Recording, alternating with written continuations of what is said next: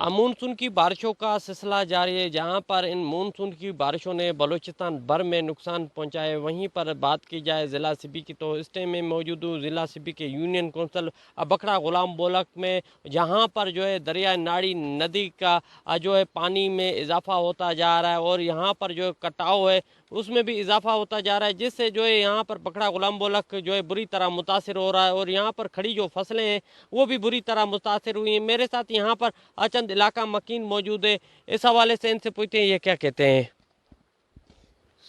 Sir मदद मेहरबानी थी, मैं बचाव बंदा अर्दास्ते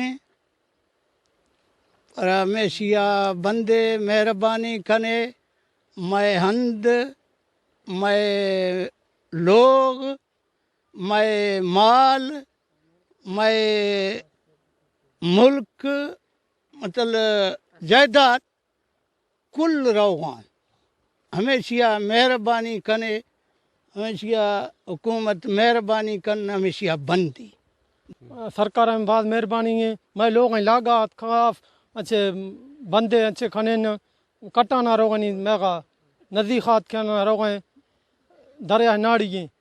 मैं लोग हैं लागत के ना मेहरबानी कन सरकार हमेशा मेगा बंदे नहीं मेहरबानी बहुत बहुत।